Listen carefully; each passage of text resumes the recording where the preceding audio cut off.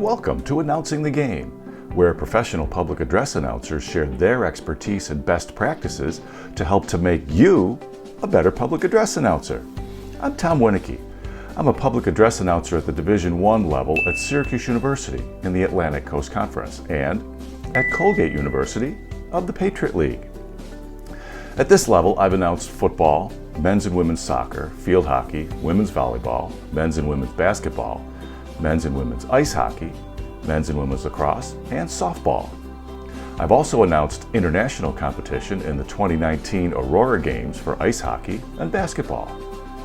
And I've announced at the high school level at Fayetteville Manlius High School in New York State, where I've announced football, boys and girls soccer, field hockey, wrestling, boys and girls basketball, track and field, boys and girls lacrosse, and baseball. And I've also announced the Section 3 championships in New York State for football, boys and girls basketball, and boys and girls lacrosse. And I've also announced the New York State Public High School Athletic Association state championships for football and girls lacrosse. And I'm also the National Association of Sports Public Address Announcers Public Address Announcer of the Year in 2017.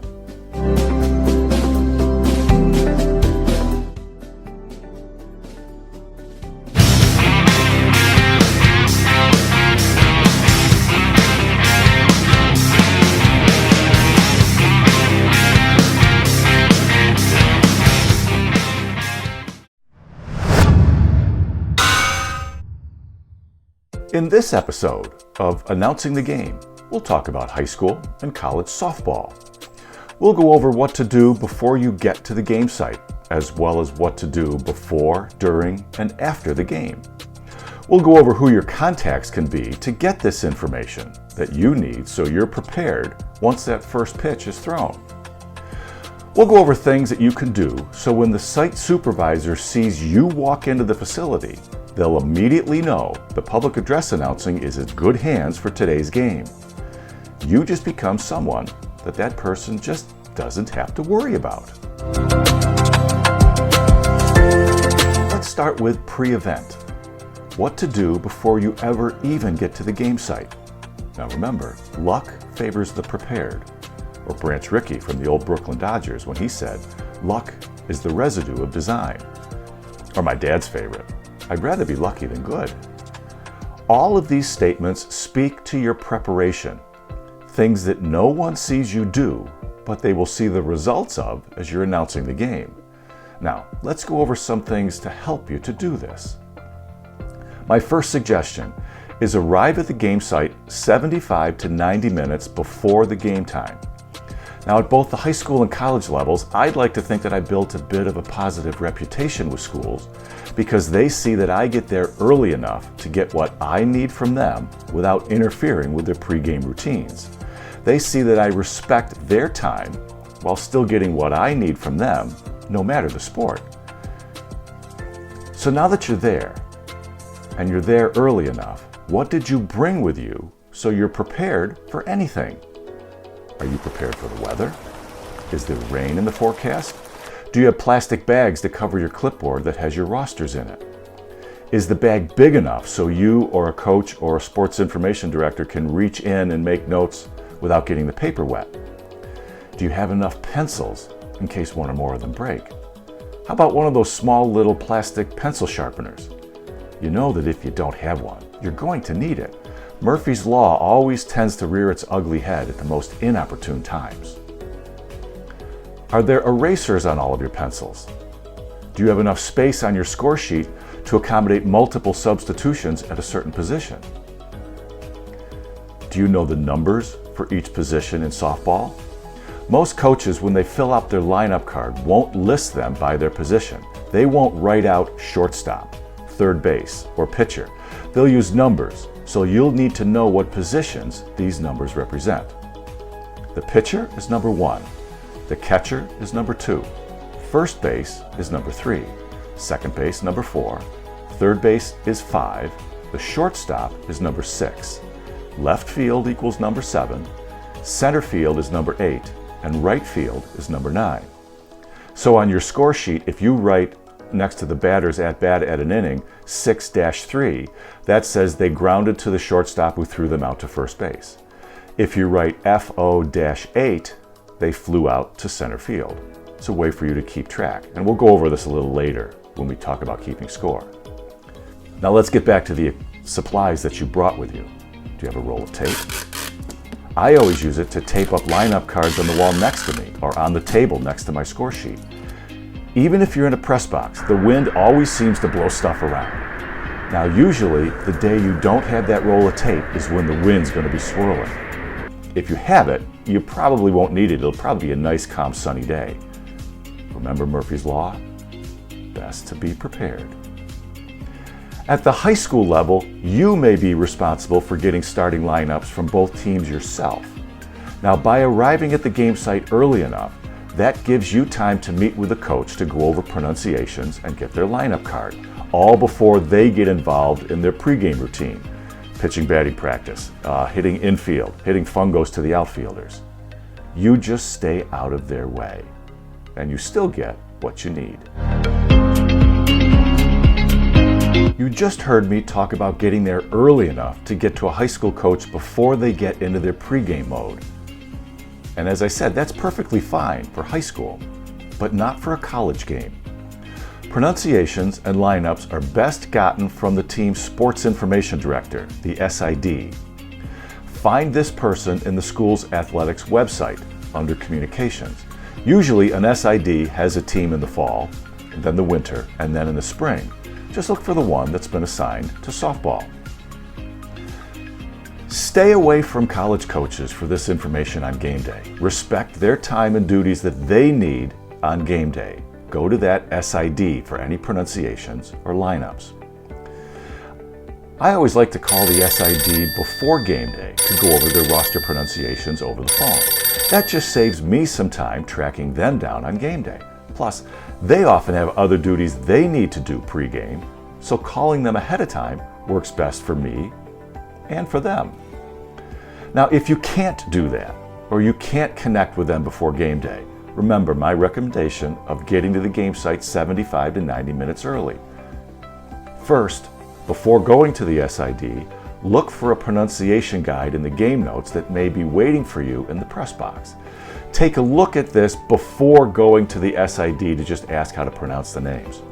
They've taken time to put this together for a reason, so check this guide first. Now, be advised, my experience tells me not to completely trust these pronunciation guides. If they're done correctly, the syllable that's to be emphasized should be all in capital letters. Now take my name for example. Phonetically, it would be spelled capital WIN-UH-KEE, the last two syllables in lowercase letters. It tells you to emphasize the first syllable, Winnicky. If it's all printed in just lowercase letters, you don't know what syllable to stress. Is it Winnicky, Winnucky, Winnicky? So after looking through the pronunciation guide, always double check with the SID on site. Now doing this once you get there gives you the time to meet with a person before they get busy with their duties that they may have to do on game day. You get what you need to do and you get out of their way. You've heard me say that before? Just like that high school coach I mentioned earlier that I developed a good relationship with because they saw that I was always there ahead of time.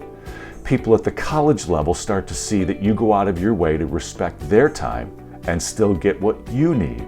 And you start to develop that positive reputation at the college level.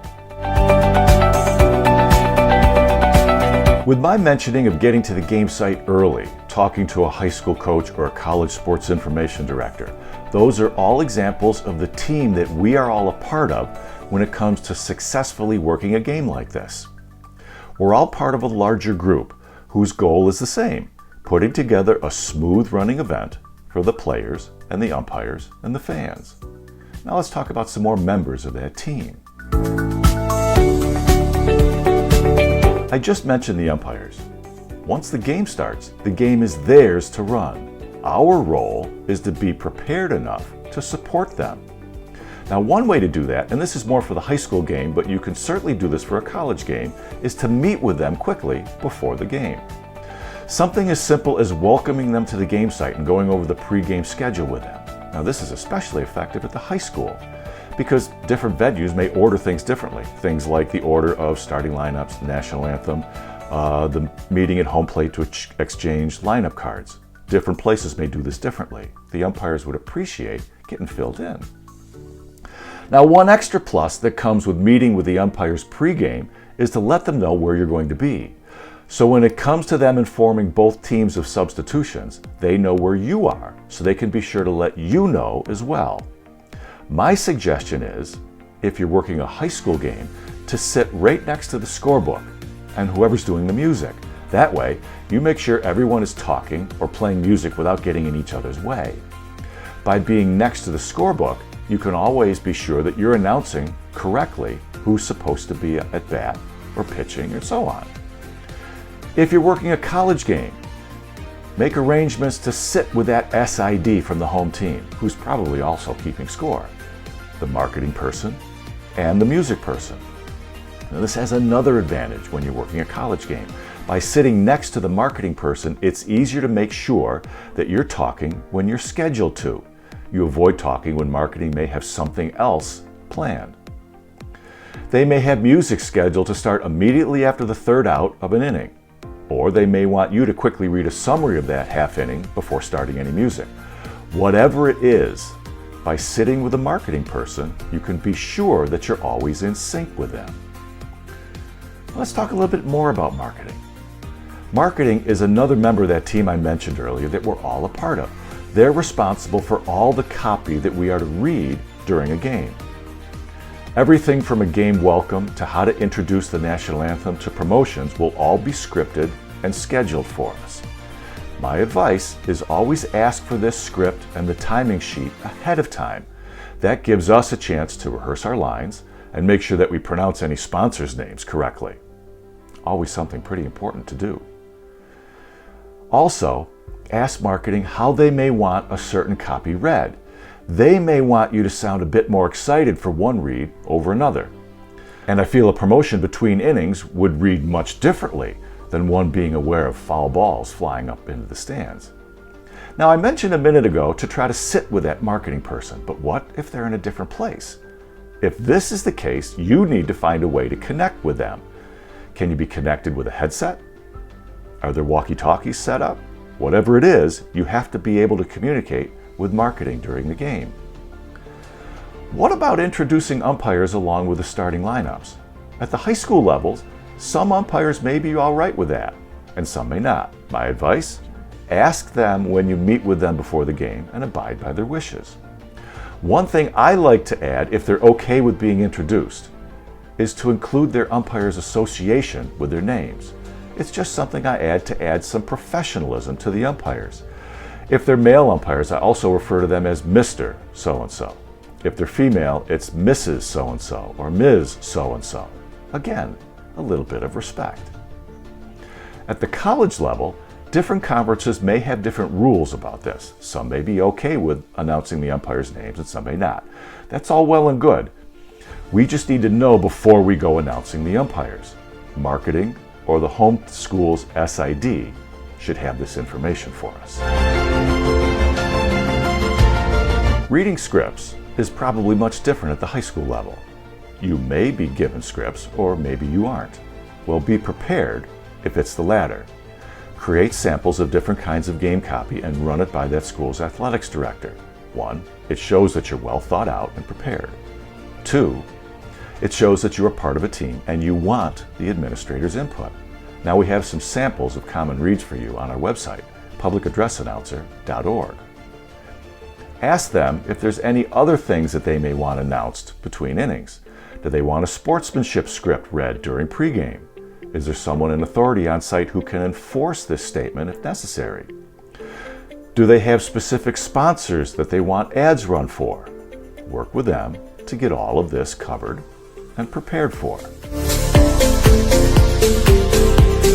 Okay, you're all set. You have the lineup cards from both teams as well as printed rosters. So if you can't read the coach's handwriting on the lineup card, you can still match a number to the name. The umpires know the pregame schedule. You know to start reading your copy once the meeting where the lineup cards are exchanged breaks up at home plate. So now, it's showtime. My personal opinion for an order for a softball game would be a welcome to the field, lineups, visitors, then the home team, followed by the umpires if it's been okayed with them ahead of time, and then the national anthem last. For a high school game, I would read each roster this way. Leading off for the Hornets and playing first base, a senior, number 12, Amy Jones. Batting second, at shortstop, number 5, Julie Smith. Batting third at third base, a junior, number 1, Nora Campbell. Batting cleanup and playing center field, a senior, number 7, Michelle Fox. And this would continue all through 9 starters. For a college game, the only thing that I would add would be hometowns, and that's only if it's okay with marketing. It would sound something like this. Now let's meet today's starting lineups. First, for our guests from Atlanta, Georgia, the Georgia Tech Yellow Jackets. Leading off and playing third base, a sophomore from Cotulla, Georgia, number 31, Lily Hooper. Batting second and catching, a junior from Annandale, New Jersey, number 23, Isabella May. And these introductions would continue all through the lineup. Now, you heard me refer to the visiting team as our guests. If you've seen any of our previous videos, you've heard me talk about treating the opposition with respect. They're all on scholarship too. They take classes and study hard for exams when they're on the road as well. They're away from classes and have to make up work just like the home team does. If it's a high school team, the visiting team still has to practice every day. They still put the same amount of work in as the home team. They deserve something I call respectful enthusiasm. Referring to them as our guests is just one way for me to do that. Reading their names respectfully is something else that I can do and that you can do as well. Now, when it comes to the home team, I like to do something I've learned from Alan Roach, the public address announcer for the National Football League's Minnesota Vikings, as well as countless Olympic Games and Super Bowls and many more events. I've heard him refer to the Vikings as our Minnesota Vikings. To me, that's much different than saying your Minnesota Vikings. The home team we're announcing for isn't just your team, it's our team. To some, it may just be semantics, but to me, it's significant. The home team just doesn't have your voice rooting for it. It has all of our voices pulling for it. For regular season home games, it's perfectly acceptable to use a bit more enthusiasm when announcing things for the home team. We do have to be sure that we aren't over the top. Remember that respectful enthusiasm that I mentioned earlier. We aren't play-by-play announcers. We are reporters. We are tour guides. Our job is to inform the fans of what's going on. We leave the color commentary and the opinion to the color commentators and to the columnists. Now, each of you has your own style as a public address announcer. Softball, in that same vein for me, baseball, to me, speaks to a more traditional style for the public address announcer. Now, I grew up in the Northeast, so I grew up listening to people like Sherm Feller at Fenway Park or Bob Shepard at Yankee Stadium. To me, that more traditional style of announcing fits the game of softball better. It keeps the focus on the game and what is said, and not on how it was said. Softball is different from other sports that we work. We're not announcing the results of a play like we may do in basketball or volleyball, football, ice hockey, field hockey, or lacrosse. Instead, we announce who's up to bat, who's in to pitch, and then we let the game speak for itself. We aren't announcing that's Amy Smith with a 3-run home run, putting the Zephyrs up 3-0, or Stephanie Jones is now on second with a stand-up double. To me, that's akin to announcing that Amy Smith hit her 2 free throws in a basketball game after I had already announced that she's at the line for 2 shots. It's just not needed. Now, college softball has a pitch clock. For high schools, it can depend on what rules the game is being played under. For the NFHS, there's no pitch clock. For USA softball, the pitcher must release the ball in 20 seconds. Failure to do so results in an automatic ball. At that point, if you say anything at all, it would just be automatic ball awarded to the batter due to a pitch clock violation. There are 2 positions in softball that you need to be aware of. One is the flex position. This is the 10th player in the lineup and in general will only play defense. Another is the designated player. You'll see it listed as the DP. In general, think designated hitter in baseball. Your announcement when the DP comes to bat is, now batting, the designated player, number 20, Allison Winicky. Number 20. Be aware that there are other ways that coaches will use the designated player or the flex. The DP can bat for someone or play defense for someone in the same game. A designated player can also just play offense. They take the turn at bat and stay on the bench. The flex can bat, but only for the DP. There are other little twists and turns that teams can use the flex or the designated player for. For us as public address announcers, we just need to pay close attention to the home plate umpire as they call substitutions both to us and to both teams, as well as watching who's coming to the plate. Now remember when I talked about meeting with the umpires pregame? Letting them know where you'll be works to your advantage when they report subs into the game. And if you don't keep track of it, it can get confusing. I found it easier for me to keep track of things like this by actually keeping score myself during the game. Now earlier I talked about sitting next to the person keeping the official scorebook. Now, just like in high school basketball where the visiting book, while unofficial, sits next to the home book to make sure both books are the same, you, by keeping score to keep track of who's in and in what spot in the order and who's up to bat or who's pitching, you can constantly check with the official book to make sure that you always announce correctly who's in, who's up to bat, and who's pitching. So if the flex is batting for the DP, you can now announce something like this. Pinch hitting for the designated player, number 42, Amy Jones. Or if you just want to keep it simple, say, now pinch hitting, number 42, Amy Jones. Number 42. Remember, less can always be more. Now remember back to the beginning of this tutorial where I talked about having plenty of pencils and erasers and that cheap little pencil sharpener? Well, here's where it comes in handy. Now here's some examples from a softball score sheet and ways that you can use it to keep track of people up to bat at the correct time. The visiting team, Local Tech, is on the left side. They would bat first. The home team, State U, is on the right side. They bat second. I've noted the date and the start time of the game that you can use to figure out the time of the game. So in the top of the first inning, Aaron, the right fielder, led off and grounded out 6-3. Remember those numbers for the position. Grounded out to shortstop, threw it to first base to get Aaron out. Banks, the shortstop, is up next. She grounded out 5-3. Third ground ball to third base, threw to first base, got her out. Carter, the catcher, bats third in that inning, FO8.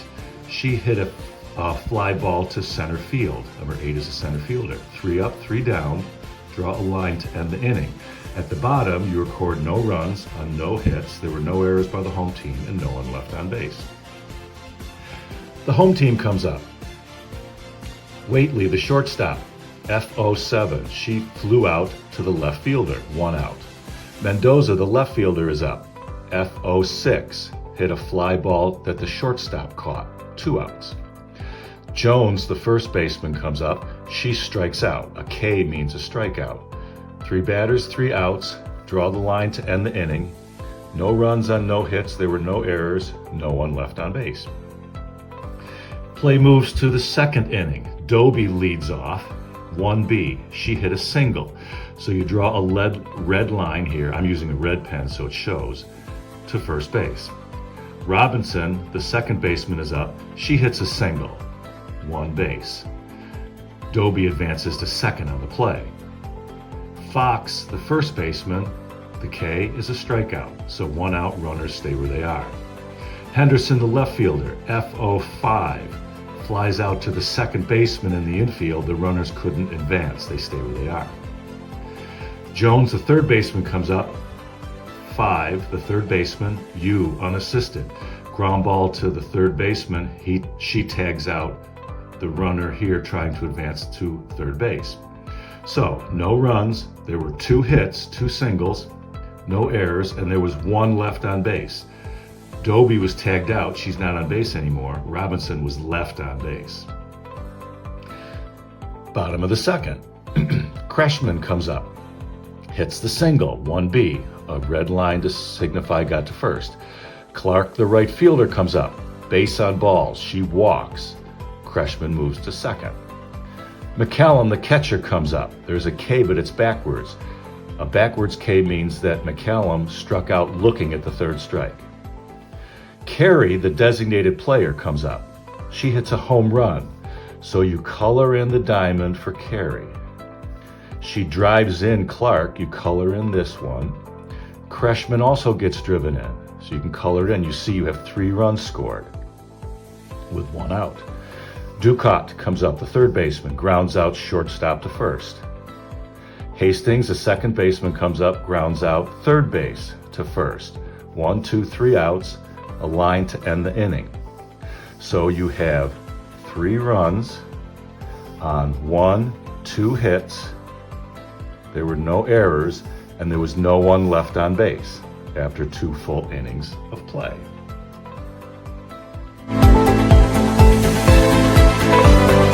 Now as we move on to the third inning, you've seen some substitutions have been made for both teams, and here's how you take care of them in the scorebook. Whitaker came in the third inning and replaced Robinson, the second baseman. So now Whitaker is entered. You would call her name when she comes up to bat, not Robinson anymore. Raines came in the third inning as the left fielder replacing Henderson. So the positions stay the same, but you call the new batter when they come up to bat. For State U, they substituted a new shortstop. Bell, number 5, came in the third inning. So you mark that down, cross off Whately. Here, Romero came in the third inning. She came in as a designated player replacing the right fielder. Down below, Bennett comes in as the new right fielder, replacing Carey as the DP. So you now know to call Romero if and when she comes to bat as the designated player, not the right fielder. And you know to call Bennett as the right fielder, not the designated player.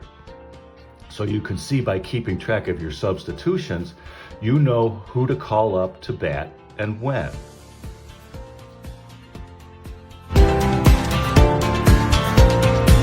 Now, getting back to the order of pregame, I always like to read the lineups first because it gets both teams out on their respective baselines. Then the focus for everyone is on the national anthem.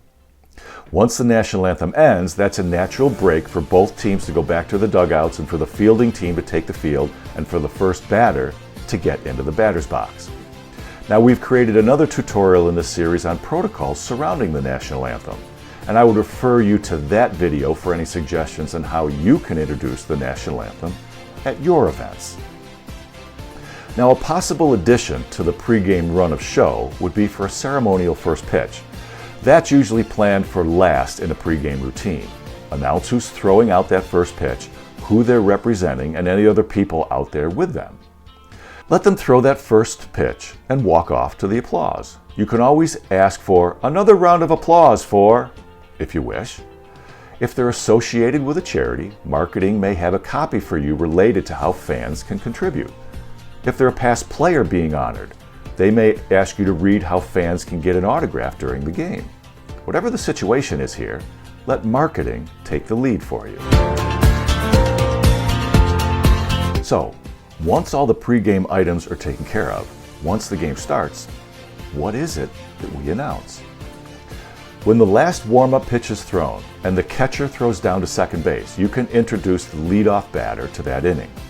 If you're coordinating with music, and in this instance, walk-up music, I would suggest timing it with them so as soon as warm-up pitches end and the catcher throws the ball down to second base, they start any pre-selected walk-up music. Now, in talking with a college softball coach, they suggested playing the walk-up music and you introducing the batter simultaneously. Music can adjust their volume as you're talking. Trying to do music first and then announce the batter second, or the batter first and playing music second as they walk up, just gets too disjointed. The bottom line is we, as PA announcers, are done talking by the time the batter is entering the batter's box or when the pitcher is on the rubber.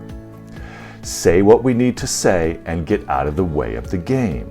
People are there to watch the game. They're not there to listen to us. Now, I talked with a college umpire about this, and his term with this was, don't be intrusive. Now, you heard me say here and in some of our other tutorials to get out of the way of the game. This is just another example. In general, with introductions, my thought is less is more. I like to stick with who's up to the plate. It could sound something like this. Now batting, the shortstop. Number 5, Katie Brodock. Number 5, or the shortstop. Number 5, Katie Brodock. Number 5. It's simple, says what needs to be said, then gets out of the way of the game. It lets the game speak for itself. Now, your style may be different than mine, and that's fine. My only advice, and I feel strongly about this, is say what's needed, then get out of the way. Keep the focus on the student athletes and not on ourselves, and be respectful to the game. At the end of each inning, you can give a brief summary, something like this. For the Orange, 2 runs on 3 hits and 1 left on base. Your score after 3 full innings of play, Syracuse 2, Boston College 1. Now, remember earlier when I talked about the advantages of meeting with the umpires pregame and how important it is for them to know where you are so they can tell you of any lineup changes? Well, you see, any changes or substitutions to the lineup must be reported by the team to the home plate umpire. Once recording those changes themselves, they report to both teams and to the booth of the subs. For a college game, we use the sports information director, who's hopefully sitting right next to us, to confirm those changes. For a high school game, hopefully you're seated close enough so you can hear the umpires call the changes. And since you've already met with them pregame, they know where you are and can tell you directly.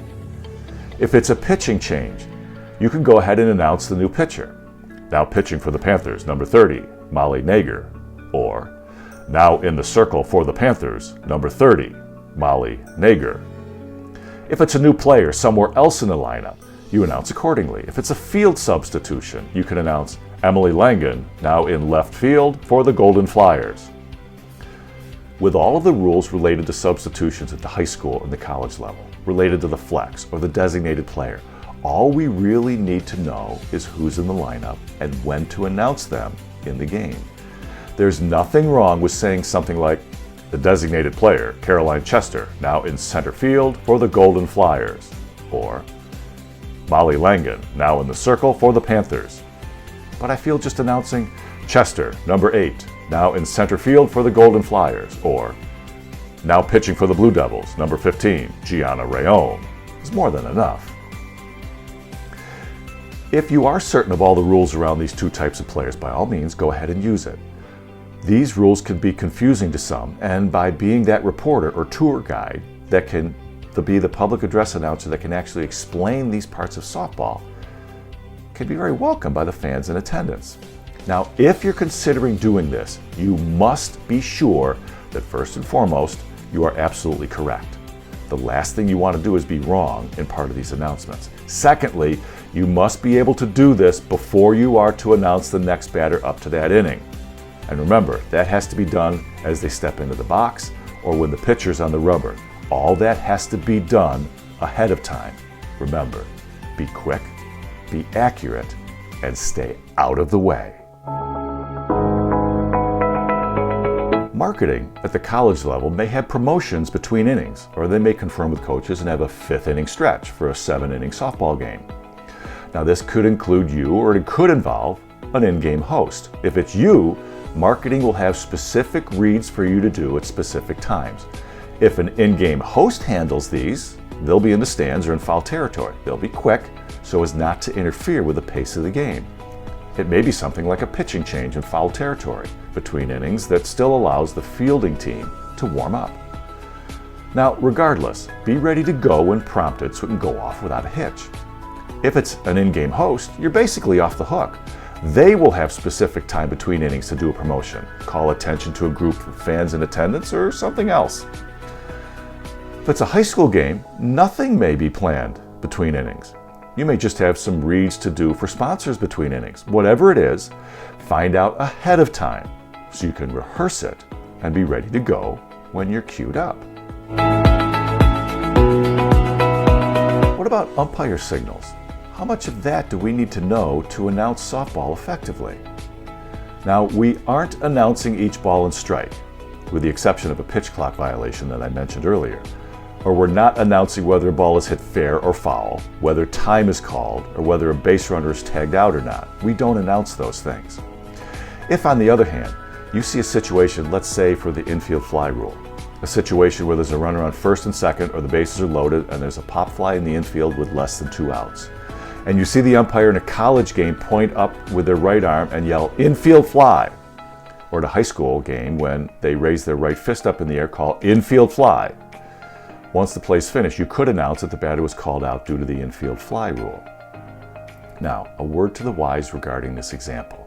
Check with your home coaches pregame before doing something like this. They may just want you to keep it simple and try not to explain things. In this example, the infield fly rule. Now, on the other hand, they may be in a position where they want to promote their sport to the local fans, and maybe they want you to explain things like this. If this is the case, a preseason meeting with these coaches is imperative. Be absolutely sure of what they want announced, and be sure that you can do it, as we referred to all through this video, without getting in the way of the game.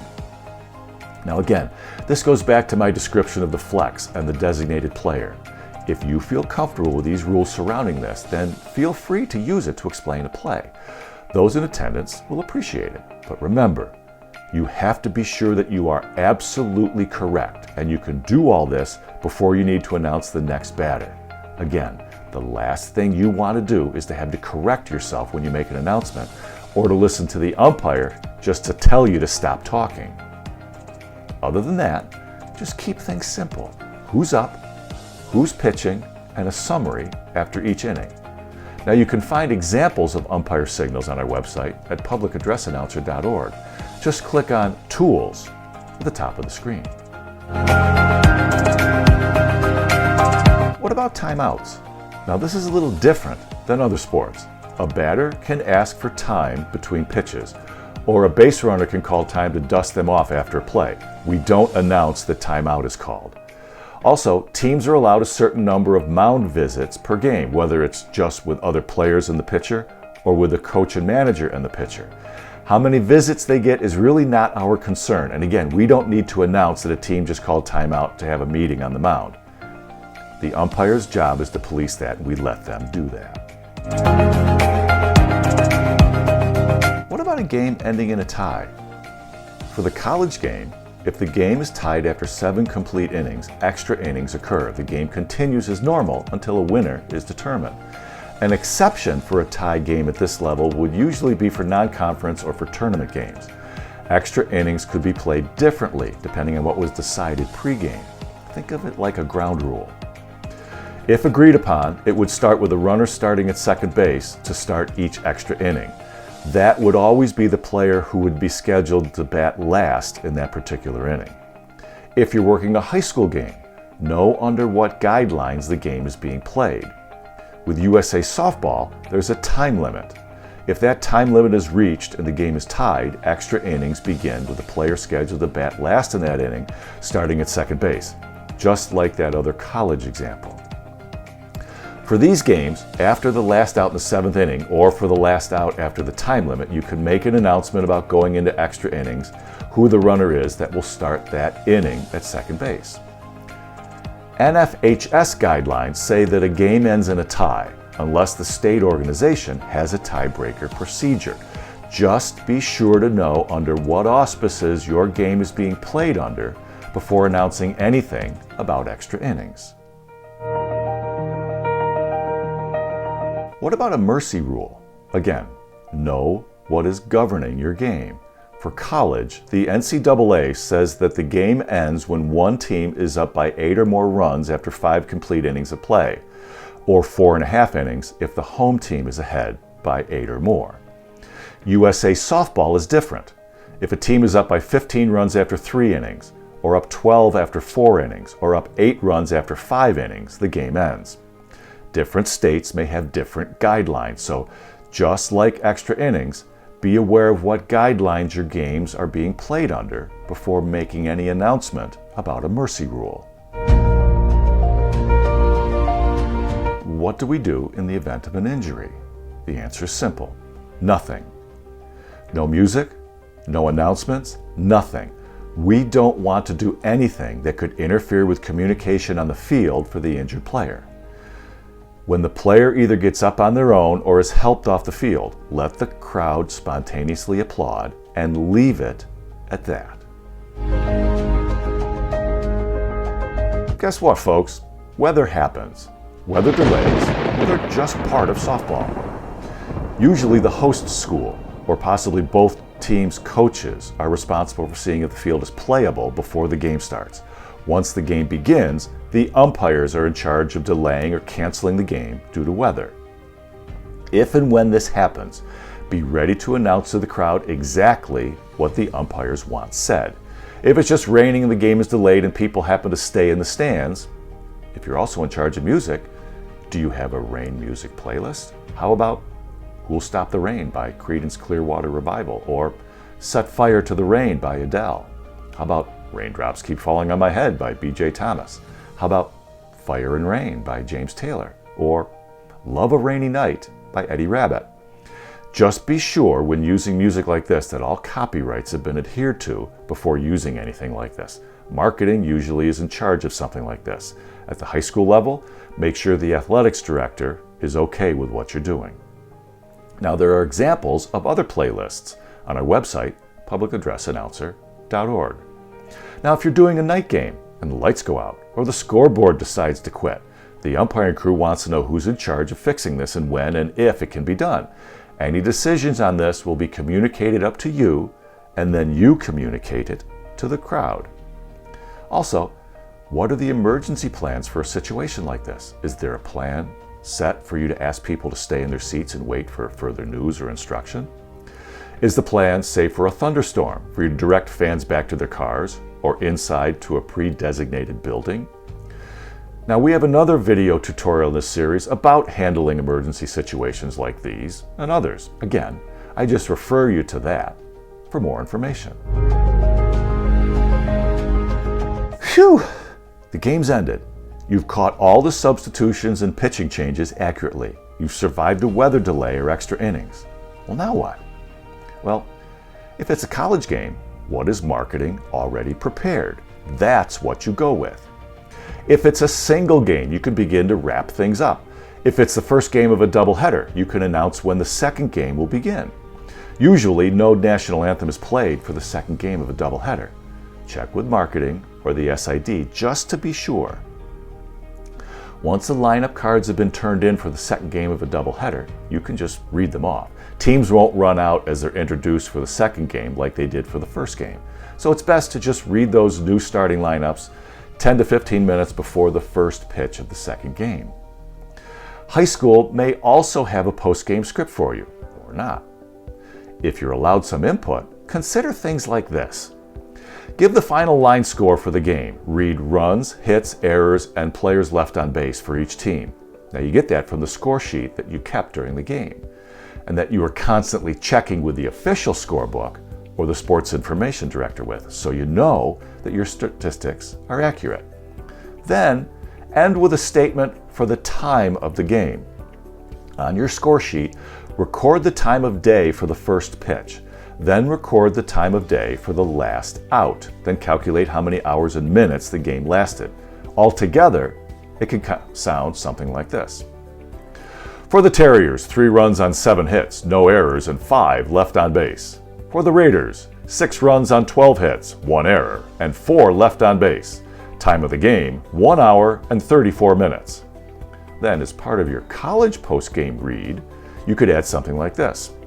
If the next game for the home team is on the road, instead of just reading when the next home game is, read when and where the team travels to next. If the game is broadcast somewhere, announce where the fans can tune in and still follow the team when they're on the road. Then add when the next home game is and where they can get their tickets. It would sound something like this. The Raiders next hit the road when they travel to Washington, D.C. on April the 14th when they take on the American University Eagles with first pitch set for 1 o'clock. That game is available for you on ESPN+. The Raiders then return here to the Eaton Street Complex to take on the Lehigh Mountain Hawks on April the 20th. First pitch on the 20th is set for 12 o'clock. Now, I like to do this to keep our fans connected to the team, even when they're out on the road. For high school games, I like to announce the next game for both teams and thank fans from both teams for attending. It could sound something like this. We want to thank you for attending today's game and for your continued support of high school softball at both Fayetteville Manlius and Cazenovia High Schools. Whether you are a fan of the Hornets and travel to Cicero, North Syracuse this Friday for a 4 o'clock start with the North Stars, or you are a fan of the Lakers and are back here this Thursday for a 4 o'clock start with Skinny Atlas, we'd like to remind all of you that all of us here with Cazenovia High School, as well as the town of Cazenovia Police, would ask that you please buckle up and enjoy a safe trip home. Well, thanks for watching this episode of Announcing the Game. I hope you found some parts that will help you when you announce high school or college softball. Feel free to email any constructive comments to me at my email address here on the screen. And browse our website, publicaddressannouncer.org, for more resources and all things public address announcing. I'm Tom Winicki, and I look forward to hearing you on the mic.